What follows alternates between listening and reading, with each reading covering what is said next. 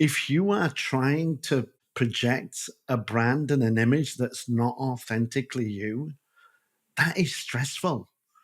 That's you having a fake persona that you're trying to live up to, and that's not good for your well-being nor your stress levels.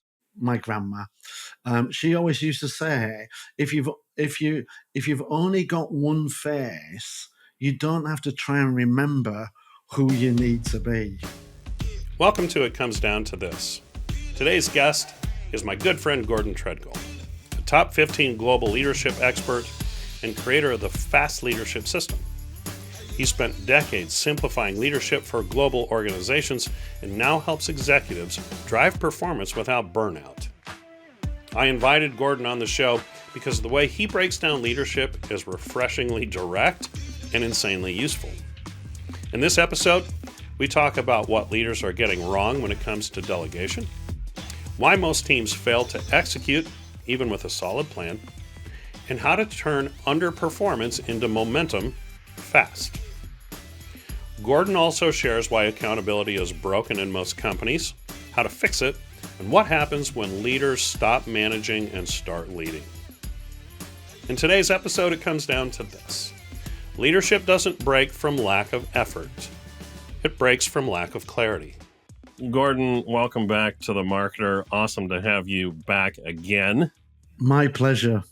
You know, you are the only guest that I have had a second time on The Marketer. All right, yeah, because I've been on others as well. That's right. Yes, I've done another number of podcasts in the past, but yeah, specifically for The Marketer, you know, a lot of people, I think, probably assume, rightly so, that I am the marketer, and that's why I call the show that. I've been in marketing for 30 years, but really, the marketer is about the marketing people that I bring on my show. And it's a learning show.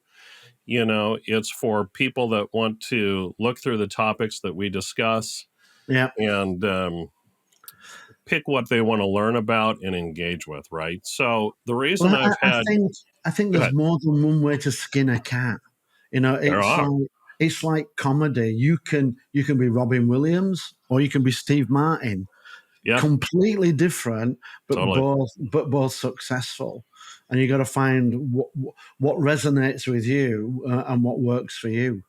That's right. And so the people that I bring on the show, I choose people that have a lot of experience. And I also choose people that specialize in specific things, right? Yeah.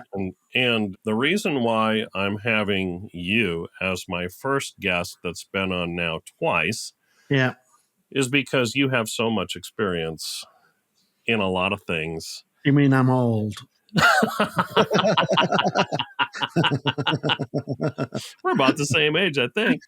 But if it doesn't start with a 6, we're not the same age. Okay, well, there's a little difference. And I need to see you. And if it does, I need to speak to your skincare specialist.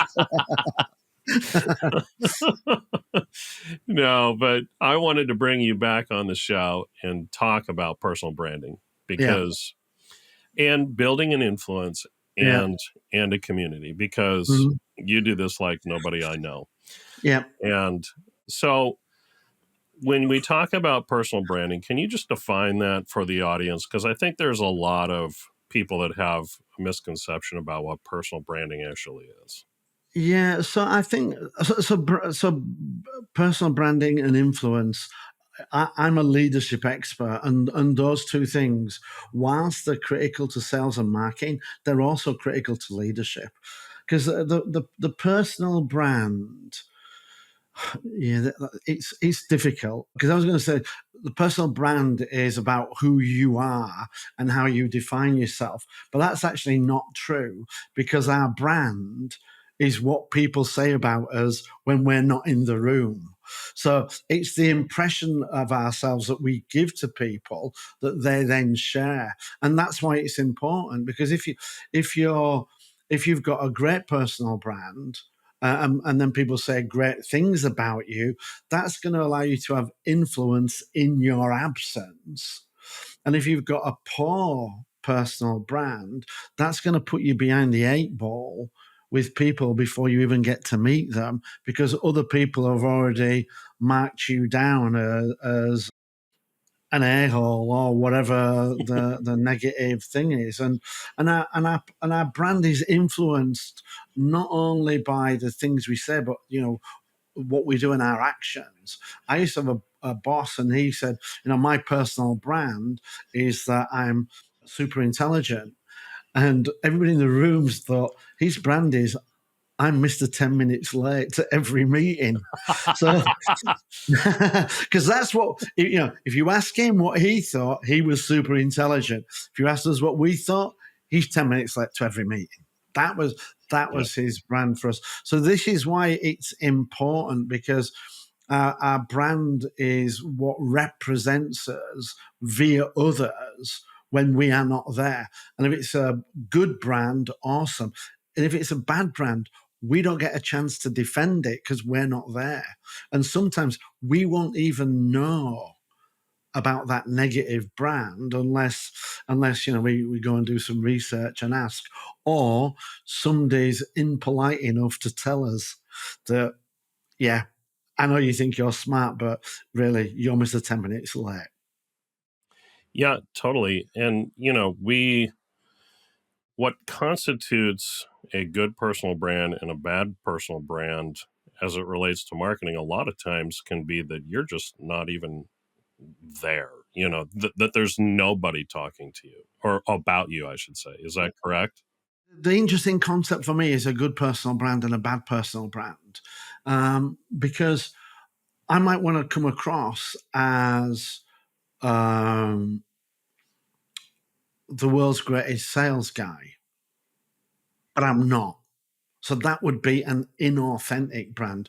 And for me, the whilst I might think that being perceived as a salesperson would be a uh, good thing, the fact that it's not authentic by definition, because if your personal brand isn't authentic to you, people are going to see through that, and then that's going to damage your personal brand and your influence. And I was at an event in Asia, and I was speaking to somebody who was just ranked by Global Gurus, one of the top five branding consultants. And somebody said, "Oh, do you speak on stress?" And she said, "No, I don't. I do personal branding." And I was like, "Whoa, time out, time out. You should do, because well-being, if you are trying to uh, project a brand and an image that's not authentically you, that is stressful. That's you having a fake persona that you're trying to live up to. And that's not good for your well being nor your stress levels." And she looked at me and said, "I never thought of it like that." And I was like, yeah, the more authentic it is, the easier it is for you to do. And, one of my favorite people of all time, my grandma, she always used to say, if you've if you if you've only got one face, you don't have to try and remember who you need to be. You can just be. Whereas if you're two faced, or you have the brand you have the authentic you and the brand you're portraying, you now have to remember who you are for which people. And that's not good for us. So yeah, for me, a good brand is an authentic brand, and that's how it builds influence through trust, because people can trust you. Right. We call it character, Yeah, and yeah, yeah. your own personal character plays into that. You Mhm. don't have to try and be something that you're not. You don't Correct, have to fake it till you make it. correct. It's just who you are. And I The think those are the best personal brands. That authenticity is such an important component of it. Yeah, and when we talk about authenticity, what we're talking about, does your brand reflect your values? And one of the challenges with that is not everybody knows what their values are.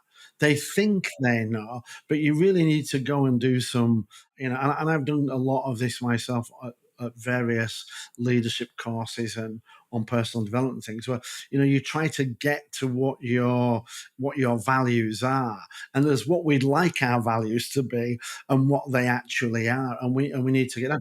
And one of the things for me, which is I've struggled with it a little bit, not a lot, but a little bit. Is one of my fundamental values is I care. And a lot of times people say, as a leader, you've got to be distant, you've got to step back, got to be a little bit dispassionate. Well, I can't do that because I genuinely care. And people say, well, but that looks weak. It's not a strong persona. Yeah, but that's genuinely who I am. And now I'm at that age where it is what it is. I'm going to be I'm going to be who I'm going to be because it's easier for me to do that. But it took me a long time to see what those values were, and it wasn't that I was authentically inauthentic because I actually thought the values I was exhibiting were my values. They were just a little bit off. Not nothing too fundamental, but now that I know them and I can just be in that space. When your values fit like a glove, authenticity. You don't have to be authentic. You don't have to try. You just are. You just are. So this raises an interesting question for you, um, because if you Google, for those of you that are listening, if you Google Gordon Tredgold, you're going to find that he is literally everywhere. I mean, there's not a channel that you're not going to find Gordon on and find him I quickly. don't think I'm on Tumblr. Neither is anybody else. It's all right. But let's say when we're talking about authenticity and your values and your character, is there anything that you stay away from? Because even though it's still you, and specific, let me give you two examples: religion and politics. Or do I personally, religion plays a very vital role in my life. And quite honestly, so do politics. I'm very much into politics and stuff. But I find that most people, if I talk to 10 people and I say, would you talk about your religion or your politics to anybody else out there? Oh, no, that's, it's, it's almost, We had a barbecue yesterday, and four people got up and walked away from the table while I was discussing with a very dear Canadian friend politics and a little bit of religion. So I I think you could probably guess at my politics and my religion, given the fact that I genuinely care. It would, but also I'm passionate about that. So when don't expect me to back. If we have a fundamental disagreement, I'm gonna hammer. I'm gonna defend my corner. So I would prefer to stay away from it if I can. yeah. And so when I'm talking about that, I'm talking about, when you build a personal brand from a marketing standpoint, and I want to move the conversation. We've kind of defined what a personal brand is. It's really who you are. It's your character. It's everything about you that you want people to see. And now, where do people see that? Right? I mean, they're going to see it on a day to day basis with interacting with you. But from a social media standpoint, if you are wanting to build your own personal brand across marketing channels, whether that be blogs, YouTube videos, social media posts, all that other kind of stuff, do you put your whole self out there to say, I'm Gordon Tredgold, and these are the things that I care about. These are the things that I believe in, whether you do or not. I think beliefs are a little bit different because belief and truth are not always um, synonymous. you know. So I don't, from a religious perspective, I'm I'm an atheist. Um, but I don't shout that. But what I do, but and if I was a devout Christian, I wouldn't shout that unless I wanted that to be a fundamental piece of my brand, and I was targeting devout Christians. But but I would also, but if Christians were saying, well, how can you be an atheist? I would say that doesn't stop me from practicing the teachings of Jesus. You know, I think I practice more teachings of Jesus than a lot of Christians. So, are you a Christian by belief or by action? You would, so I show that I care. And sometimes I might comment on politics, but I try and stay away from it, because certainly having lived in the US and the UK, the the conversation is so polarized. There's no point in saying that Harris is an idiot or Trump's an idiot, because whoever supports either of those, you're not going to change their opinion, and and it has no impact on my business. So I wouldn't necessarily go down that path. But what I do, because it's a personal brand, it has to be about me. So I would show those traits of, I care. I am concerned about people. I am interested in helping and supporting people. Um, but I don't necessarily. I don't necessarily talk about religion. Well, what my religion is or what my religion isn't. So it's your actions define you. So the number of people I say I'm a Christian, and then you look at what they're doing, you're going, in name only. Or I'm a Muslim, in name only. So it's through the actions, really. Well, Jordan Peterson is really interesting to me because, he's a psychologist, and I frankly couldn't tell you where he stands in his own personal life with religion. Yet I know that he speaks a lot about religion, and that has really kind of um, evolved into a personal brand of his. But it's not I'm preaching to convert you type of deal. It's more of it's knowledge. I have knowledge, and I'm going to expound upon this knowledge for your benefit, and you can do with what you want with it. Well, But it comes across as controversial, it does, and it's like when you're but not talking. combative. I agree with you, but I think people's perception is that he's combative, because and this was a topic we were talking about yesterday. It was about equality, and he says, well, does that mean that we want 50% of bricklayers to be women? Do you want to have 50% soldiers as women? Do you want 50% mechanics? It's like, no, we want these jobs over here. It's like, all right. So you want equality in the cushy, well-paid jobs, the crappy jobs where men are working outside and it's freezing cold and they're getting paid minimum wage. You don't want to do that. So he's very. I think he's very good at holding up a mirror to people, and they don't like it.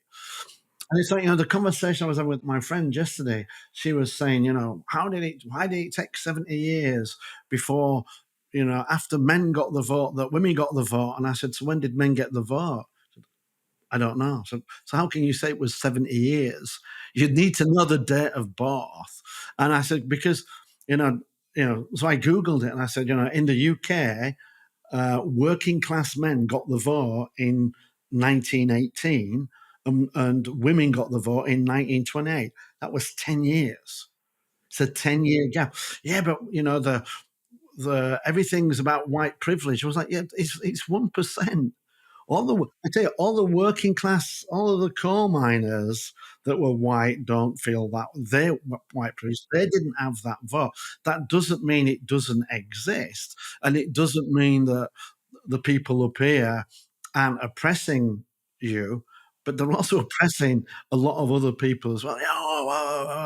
And I think Jordan Peterson holds that mirror up, and people don't like it because they have that view of, we don't get equal pay or we don't have equality. Well, okay, inequality in what? Mm-hmm. Mm-hmm. Well, and I think that's become Jordan Peterson's personal brand is I do have the ability to hold up a mirror, and that's what our conversation is going to be derived from. I'm going to make a statement about you, basically, and Yeah, you're going to look at it and you're going to respond, and that's where the discord is going to come yeah. from. I'm But I'm going to present you with some uncomfortable facts that yes, contradict your opinion. yeah, And I'm not doing it to be contradictory. I'm doing it to be informative and to advance the debate. And it's like, oh, we don't want that. We yeah, we don't want that. We don't want challenging. We just want you to agree with us. Yeah, well, I'm not going to do that. yeah. And he, as a research professor, he has got tons of data to back his position up. And Oh, yeah, totally. Yeah, totally. it's his personal brand. But another good thing about personal brands, it's a good and a bad thing.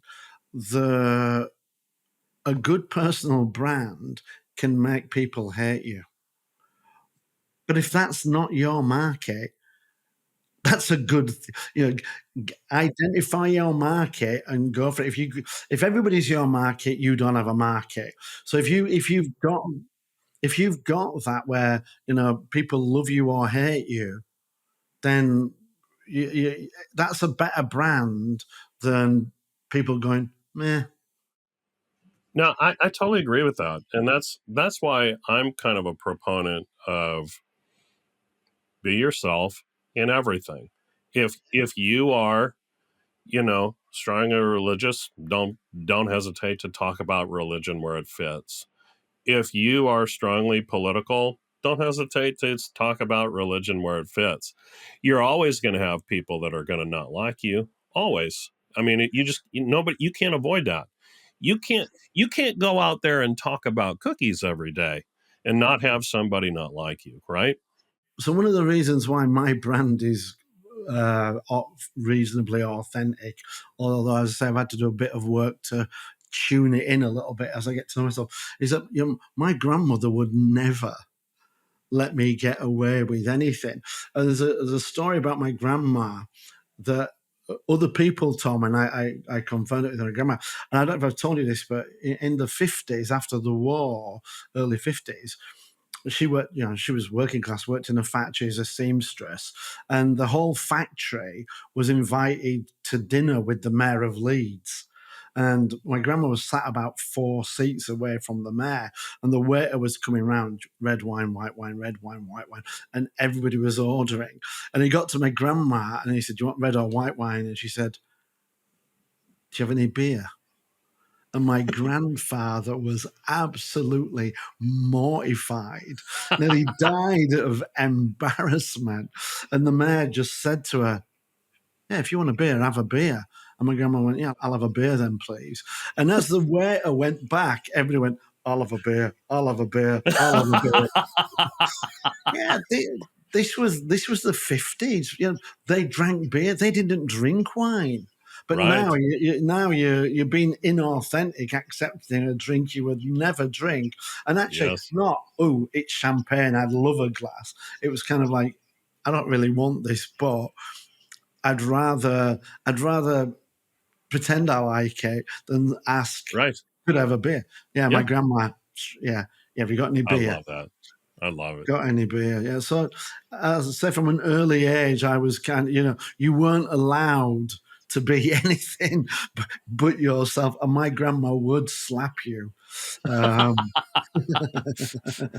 That's fantastic. she would bring you back. She would bring you back to reality. Pretty quick. Yeah. Yeah. Yeah, yeah, yeah. But when you are authentic and people can see that, and it's authentic through action, through body language, when people see that, it allows them to build trust with you. And then when Yeah. they've got that trust, that allows you to have influence. You know, That's right. people do business with people they know, like, and trust. That's So right. if you're inauthentic, that trust thing is going to be difficult to achieve. And even if you achieve it, it's only going to be temporary. Because when they Right. spot that fake, That's you're right. done. You're done. You're absolutely done. So let's bring this into conversation about social media and marketing. You know, Yeah. does let me ask it this way: who needs a personal brand? So it's interesting you say that, because when I talk with leaders, I talk about what's your leadership brand, and there are only two types of brand. I don't know if you know this. Defined and accidental. So you've got one, whether you know it or not. And the question is it something that you've helped shape and sorry, not defined, intentional, that you thought, this is what I'd like it to be, this is who I am, and I'll try and influence it. You can't create it because it's what other people say about you, so you can only influence it. Or is it accidental? Are you Mr. 10 minutes late for every meeting? So yeah, if you don't have a personal brand, you do. You just don't know what it is, and you haven't controlled it and shaped it, and it's accidental, and it might not be what you want it to be. I personally feel like you should always be intentional in shaping your Absolutely, brand. absolutely. Always. You never want to leave it to, you know what I mean? And that's not that's Don't leave not, it to your enemies. well, right, but it's also not manipulative. You know, it's not No. saying, "Oh, I'm going to manipulate my brand into how I want it to be." It's just intentional. Well, So, if your brand's Mr. 10 minutes late, you can manipulate it, or you can clean it up by being on time. So just correct it. The things that you don't like, eliminate them. You know, if you're somebody who is known for stretching the truth a little bit, and you don't, and that's not what you want your brand to be, then stop doing that. You know, be 100% accurate, or accept that you're Mr. Stretch the truth a little bit.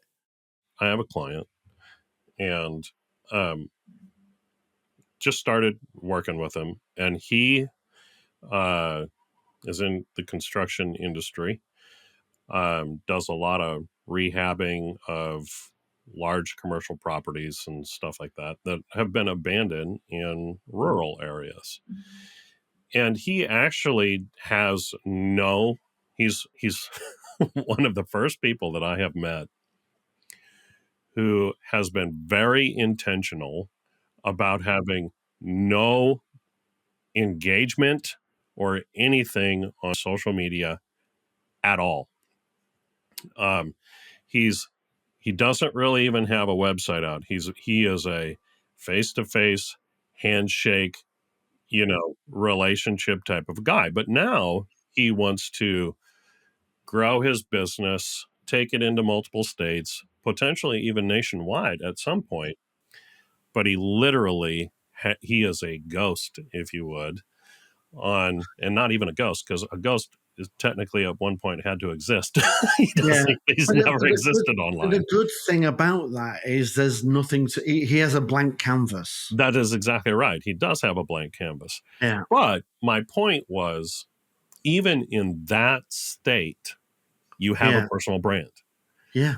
And it's because anybody that you want to meet and shake a hand with is going to go look you up at some point to find out information about you that you can pretty much find about anybody, and they will find nothing. So one of my good friends, I think you've met Brenda Benz. She's one of the global gurus. She's the number one on branding, and she was saying it's something like 78% of business comes through recommendation. When people are recommended, 87% of the time they'll go and check your website.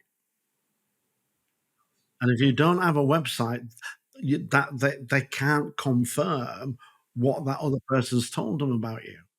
That's right.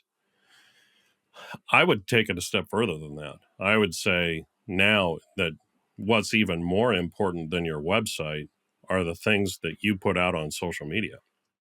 Well, she was saying that still 87% of people check the website, but they'll check your social media as well. And if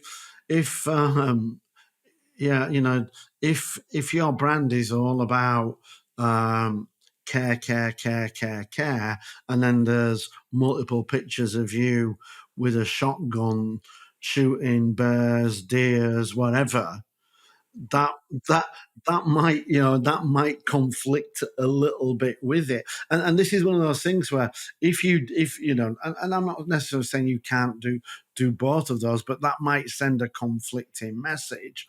But in that case, then don't put that kind of stuff, don't put it on into the internet. If you wouldn't be happy your clients knowing you did something, then don't put it on the internet, because you Google people, you can find their Facebook, their Twitter, their social media, their Instagram. Correct. And I do think that, you know, people may not take that step immediately. They may just go to your website, and to me, the website is the very intentionally crafted message, right? It's this is who I say that I want to be, and it's under a brand. Unless you're a coach, unless you're an individual or something that's building your own personal brand. But most people, then you got to go over to their social media to see what they say about themselves. And on the social media should be where the more authentic self is revealed, if you would. Do you agree? Absolutely, but I think there's three elements to it. There's your website, which you own and you create that. There's social media, Facebook, Twitter, um, Instagram, whatever, and that's a little bit more personal. And then there's LinkedIn, which is less personal and more business.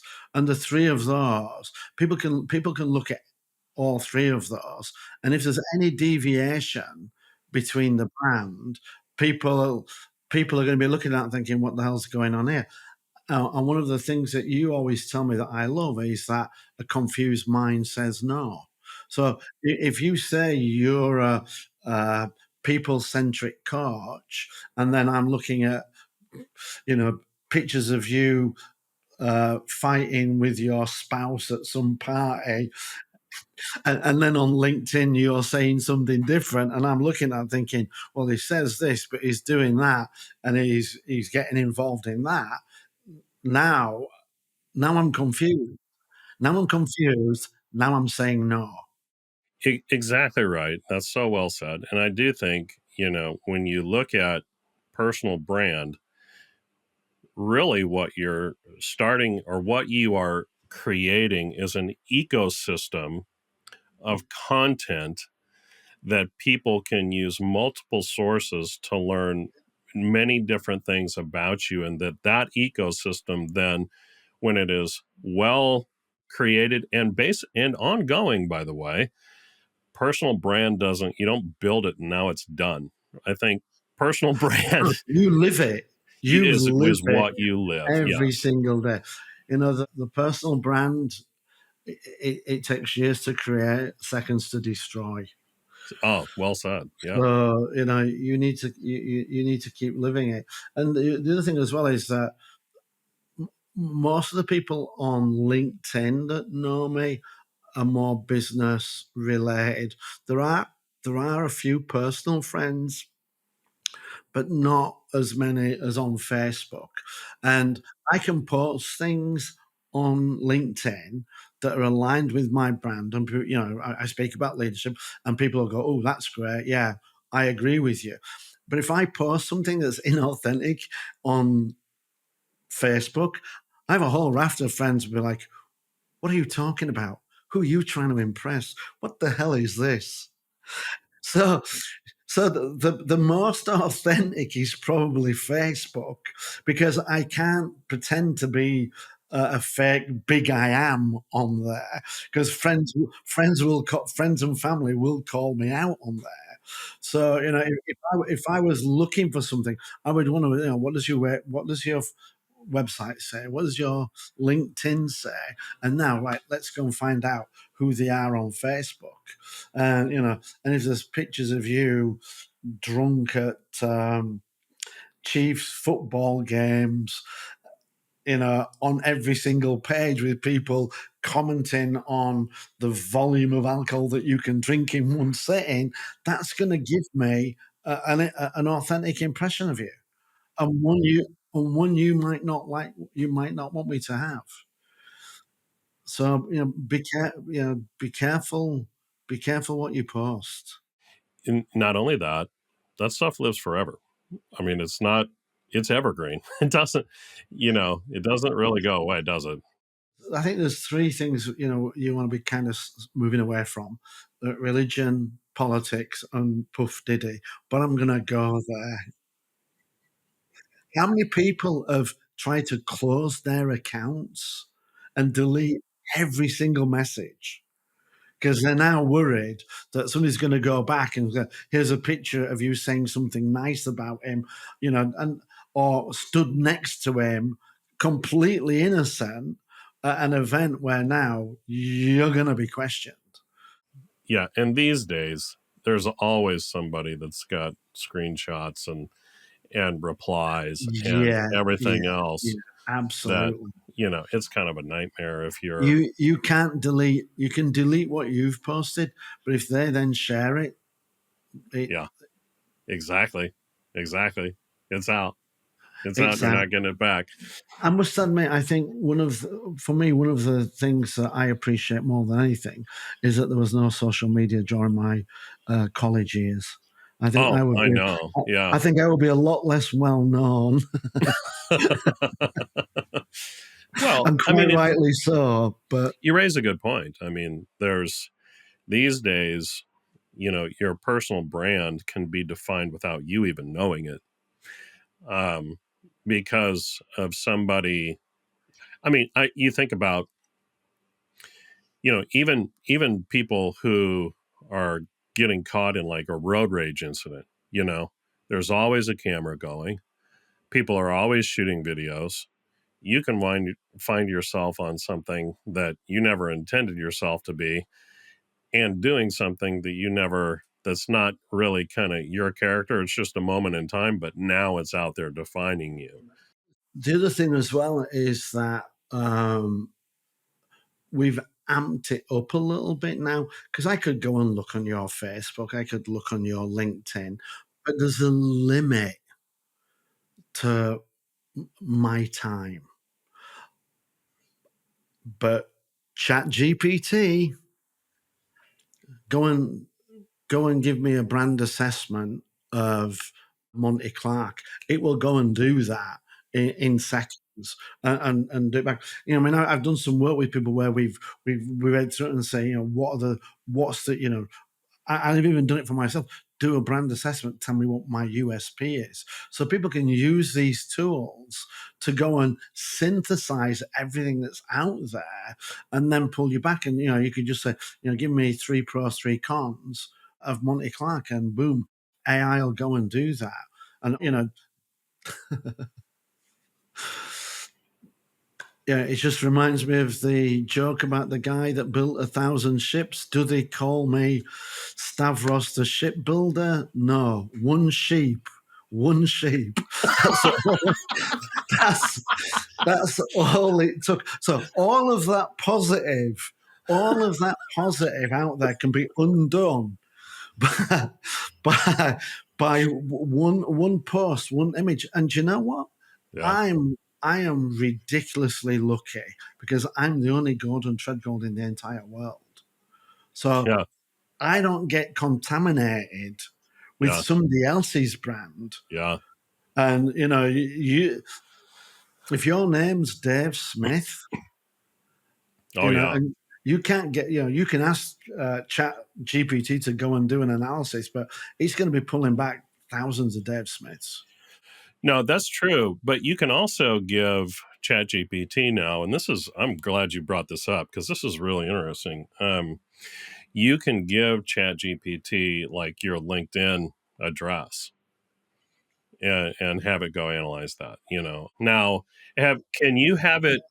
Download all of your posts into an Excel or a PDF, Yes, and then yes. just get Chat GPT, boom, to go do it. Now I know. I'm going So to tell you is about this the another future, by the tool. way? I'm going to tell you about another tool in a second that will you might not have heard of, but go on. Oh, fantastic! I want to hear that. But is this the future? Are HR people, are headhunters going to be downloading Oh, people's content and say, "Give me do the you know why? positives and negatives of this"? Do you know one of the reasons why I'm a leadership expert? I don't know if we've talked about this. So I'm the only Gordon Tredgold in the entire world. Bizarre, but true. Nothing good, nothing bad, just true. And I was about 12 years ago, I was looking for a job, looking to change, and somebody said, "Oh, people will Google you." I was like, "Really?" I was like, this was like 2010, 2009. I was like, "Really?"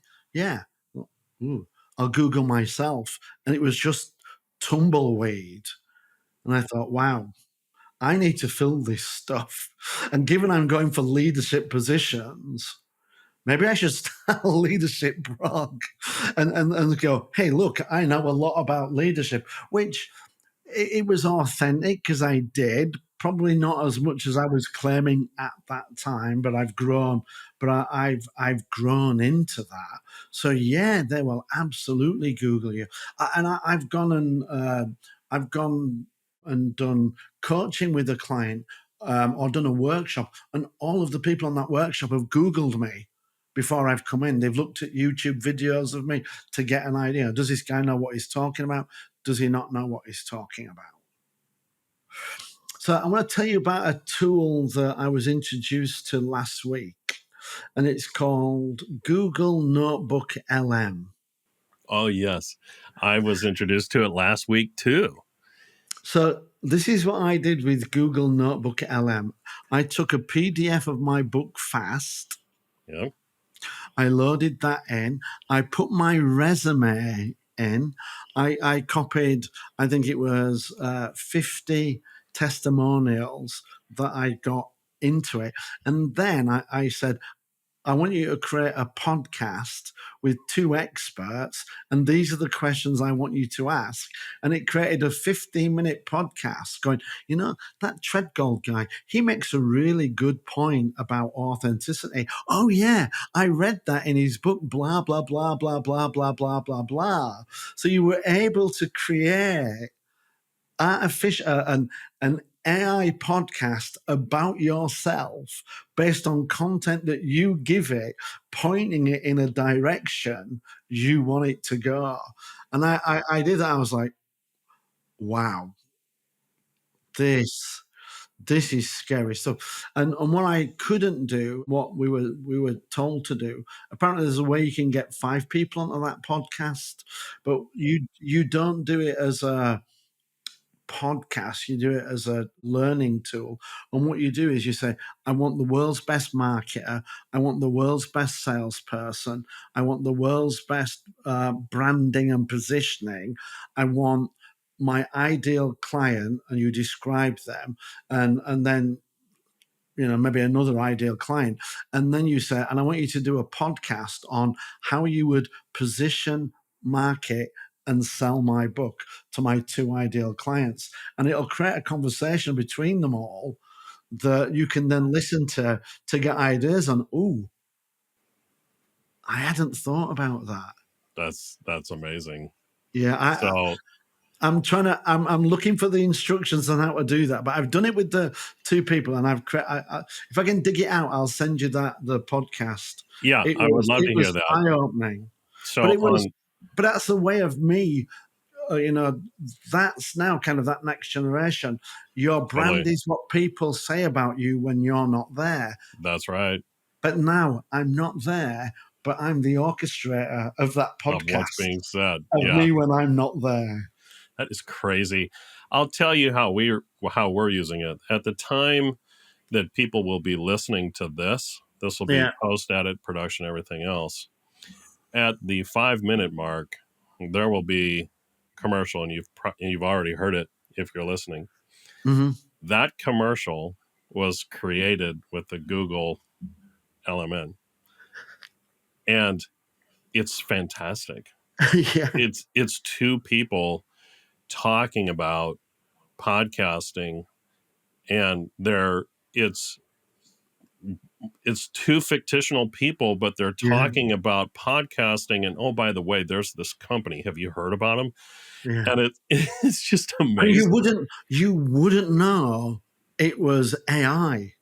No, It's you wouldn't just know it was AI. it's normal voices, normal That's right. conversation, And and they have normal inflections in their voice, yeah, and it's in tone. And the other thing is, we didn't give them the copy. You just feed them information. yeah. The AI writes it itself. It reads through it all, and yeah, as you say, they read my book. And then they talked about it and they go, I really like that example where he was talking about that Swedish ship and the lack of Yeah. accountability that Yeah. caused it to sink on its maiden voyage. Can you imagine that? And I was like, wow. Yeah. Okay, so I'm going to follow your lead on that. I'm going to do that. I'm going to drop my book into there, and everything else that I can give it. I'm going to see if I can make a conversation about it. That'd be fun. Well, and what the people that were telling me was like, then you just upload that to YouTube, and then Oh yeah. it's kind of like an advert for it, but it looks like it's an independent. Now Yes. they've read the book, and they've pulled some. What they're saying is correct, but it's still crafted. Yeah. Now, here's what I think about it too. I mean, what would be fun is to create something like that, but then interject your own voice, to slice your own voice into it as Yeah, well. yeah. You know what I'm But saying? have them interview you, and then That's right. That's right. yeah. So, I mean, there's so much of this stuff that's going to come, and the ongoing with Oh, AI, it's tip going to of be the unbelievable. tip of the iceberg, tip of the Yeah. iceberg. And there's a lot of with I think one of the challenges with branding is that you want to be consistent. If you know what your brand is, you want to be consistent, but it's difficult to post every day. Not if you've gone into Chat GPT. And I'll tell you something else about Chat GPT, which I found a little bit scary.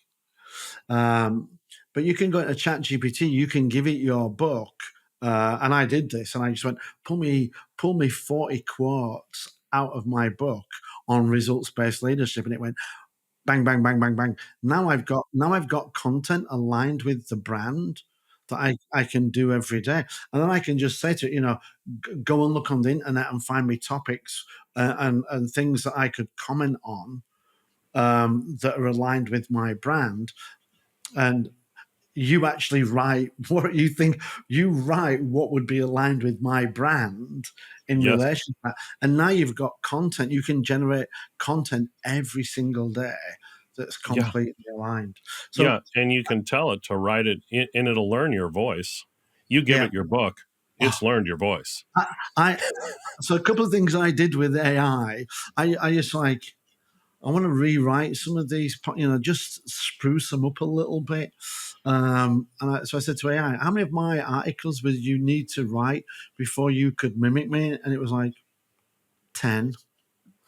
I was like, okay. So I put 10 in, and then I would give it an article and say, rewrite that as if I wrote it. I was like, and then it did it, and people were like, yeah, but you can tell. I was like, I couldn't. Yeah. It looked like I wrote it. But the Yeah. thing that really scared me from an authenticity, talking about faking authenticity. So I have a degree in mathematics, 35 years, worked senior VP. I'm in the top 1% in terms of education, IQ, all that kind of stuff. And I don't say that to brag or be big-headed. I say that as a warning. And I went into Chat GPT, and I was like, people going, oh, Chat GPT, it'll replace us all. So I said, Chat GPT, how many questions would you have to ask me and for me to answer accurately before you could answer on my behalf? And it was like 20. It's like 20. Yeah, 20. With probably 10 more specific questions. I was like, that over here. And so I thought, you know what? It's Sunday. I live in Spain. The football doesn't come on for another 6 hours. I've got time to kill. Okay, ask me those questions. So I answered all the 20 questions and it came back and it was like, okay, we're going to ask you 10 more. What do you think about this? Blah, blah, blah, blah, blah, blah, blah. What do you think? And then what do you think about this? Blah, blah, blah, blah, blah, blah, blah. And I was like, any more questions? We're good. And it was about 36, 37 questions. And then I said, what do you think about diversity and inclusion? And it came back with a blah, blah, blah, blah, blah, blah, blah, blah. I was like, yeah, that is, yeah. So I have an authentic me, I would say about 90% authentic me in Chat GPT, where I can ask it, what do I think about this? How do you, I've got a coaching client who's asked me this. You know what? I can't be bothered thinking about that. Could you think about that for me and tell me how I'd respond? I'll read that response and go, yeah, that feels about right. So have you discovered that you can reach the end of a conversation with GPT yet? What do you mean? So I took a client and I trained it. I trained GPT all about this client. I had it look at all kinds of things. I had it ask me all kinds of questions, and then I started using it to do all sorts of stuff for this client. Well, tailored. And I would continue these processes over and over on different things. We do podcasting, so a lot of things we can do with GPT. And it got to the point, and I've got a paid account, of course, but it got to the point where it said, your chat is too long. You have to start a new chat. Yeah. So I got it to read. So I got it to read my book, and I'm writing another book, and one of the chapters is a summary of it. And I was like, what would we take out of this, and how would we do this? And I could share it with you. Where ChatGPT was like, I said, just do me 5,000 words that I can look at that would be, a good summary for that I would put in. Then I'll have a look at it and I'll tweak it as I go. And it was like, yeah. I was like, and download it into a PDF when you finish. It was like, yeah, working on it. And I was like, so where are we? And he went, well, it's harder than I thought, and I'm a bit busy with other stuff. I'm like, what do you mean you're busy with other stuff? And he went, and he's like, I'm sorry, I'll get right on it. I was like, okay, I want an update. How long do you think it will take? It'll take me about 2 hours. I was like, but I thought ChatGPT was supposed to be quick. It was like, this is complex, man. I was like, complex. You're supposed to be blah, blah, blah. Anyway, I'm sorry I'm disappointing you, but it'll be 2 hours. I went, okay, I want 5,000 words, and I want you to check in with me every 15 minutes on where you are. And then I go away, and I come back half an hour later. I was like, hey, where's my check-in? He was like, oh, sorry, I forgot about it. Let me get back to it. Well, how many words have you done? Well, I've been really busy. How many words have you done? 1,200. You had done 1,200 before. You haven't added a single. Okay, I'm sorry. I'll start. And I was like, don't start again. Don't start again. And I've got this whole, and over a 15-hour period, there's me going back and it feels like me, with a conversation with my 11-year-old son when we're trying to get him to do his homework, and he clearly didn't want to do it and wasn't prepared. That's so good. I'm like, man, I was like, you do realize I'm paying for this. I was like, I'm sorry if I'm disappointed you, but I don't think you realize how hard this is. But you're doing a summary. Just condense it. What's so hard about this? I was like, you know what? I could have written it myself by now. And the good thing was, it didn't say, well, why didn't you? Yeah, yeah, exactly, exactly. Yeah, I was like playing with it. I was pushing it, and it was, but the chat was just too. The Yeah, chat was just full, and yeah, it had nowhere to go. So I went back, yeah, give it the book again. I went, okay, give me a 2,000 word piece on this bit, and then another bit, and yes, another bit, and another yes. bit, and it was okay. Yeah, that's what I've found too. You know, there are limitations, and you've got to be able to work creatively.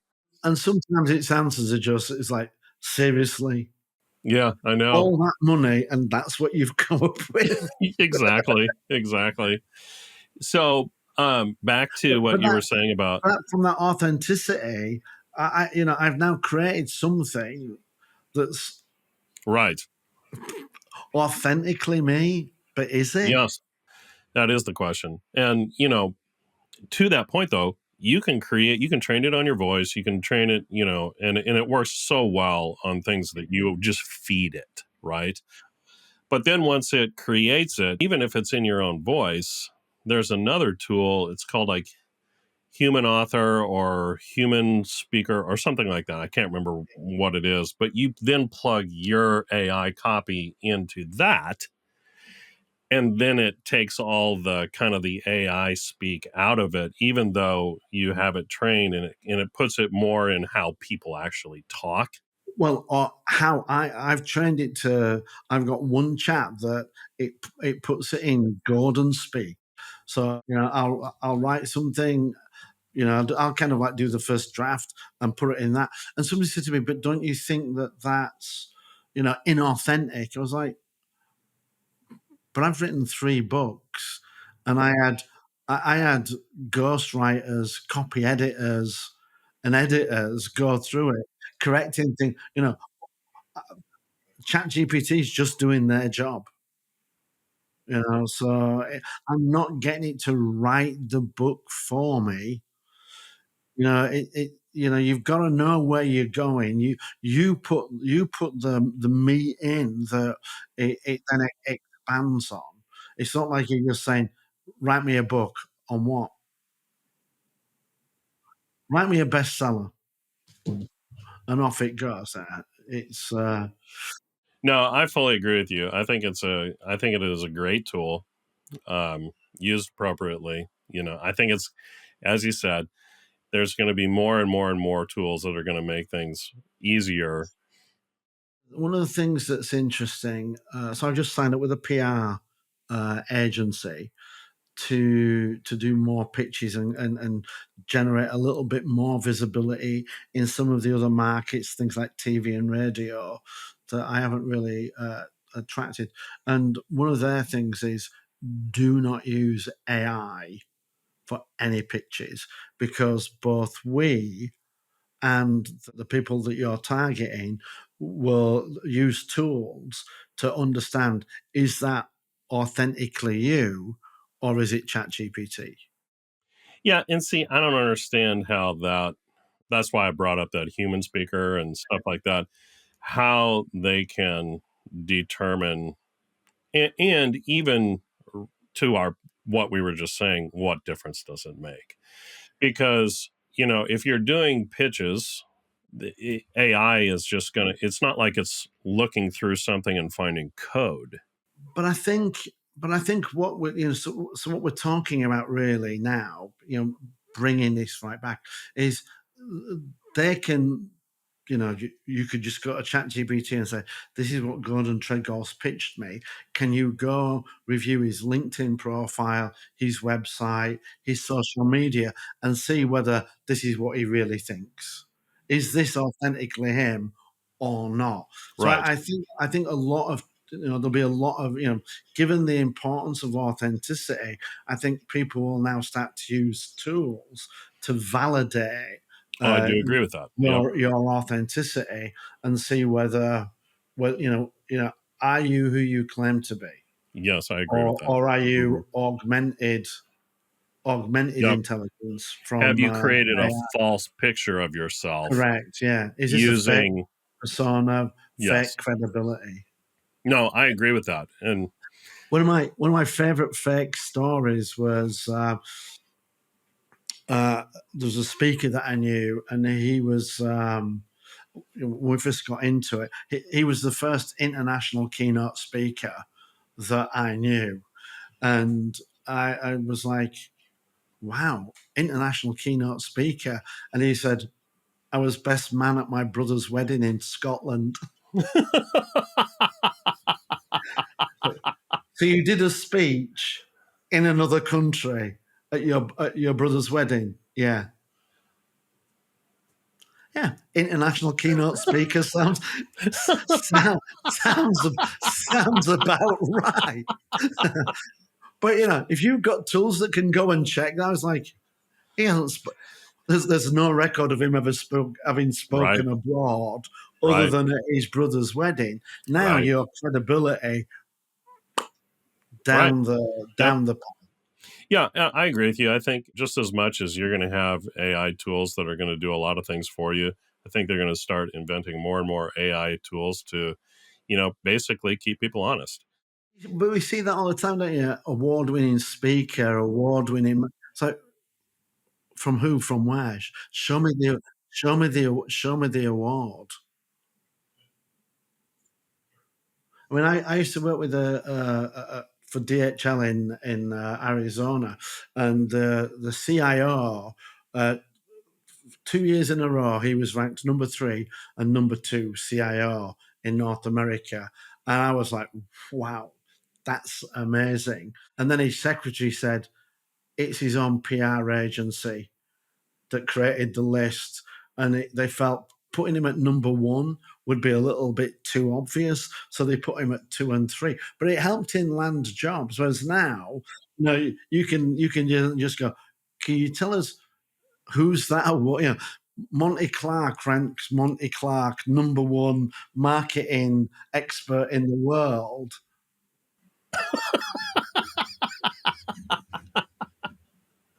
Yeah, in terms of trust, credibility, and influence, this is why I do think our brand's got to be authentic. It's got to Yes. be predictable. If it ain't Yes. predictable, it ain't authentic, and it's got to stand up to that kind of scrutiny, because people 100%. people Yes. are gonna do that. And you might think, "Oh, no, we're not." Hey, every time when I'm going to a restaurant, I'm on TripAdvisor looking to see what the ratings are, and if it's 3 stars, I ain't going. And it's going to be the same. And it's going to be the same with a lot of people. Their brand, their reputation is going to be reviewed, and if it doesn't stand up to scrutiny, or if it's accidental and it paints a different picture to what you're telling me. That's exactly right. This is an excellent stopping point for the show, too, because, just to sum it up, you do need to have a personal brand. You No, want you have a to, personal brand. yeah, well said. You have a personal brand. Yeah, Now, from a marketing and communication standpoint, it's an ever evolving thing, yeah, just like your life, that yeah. daily you establish and grow. There Mhm. are tools to make it easier as long as you're authentic in using them. And, Mhm. that it's important and it will always be important, whether you're an employee at a company, whether you run your own business, or whether you don't want to be on social media at all. Yeah. You need to think about how you are establishing your brand and what you're doing with it. And Any and I last would word? I would come back and say, the old adage, people do business who they know, like, and trust. And That's if right. you ain't on social media, we don't know you. That's exactly right. Let alone like or trust, we don't know you. So That's you've right. got to be on social media. It's got to be authentic so that we can trust you. And if you're aligned with us and what you do resonates, then the like will come, and that'll help you, generate business and win clients. Gordon, you never disappoint. This is exactly why I wanted to have you on again. I had no idea where the conversation was going to go when we started, but we got there in the end. I feel like it went exactly how it was supposed to go. And, you know, if there was great information, things that I learned along the way too. You're a brilliant guest. Thank you for coming on the show again. And My for pleasure. everybody that's listening, I hope you got as much value out of this as I did, and we'll look forward to seeing you next time. Thank you.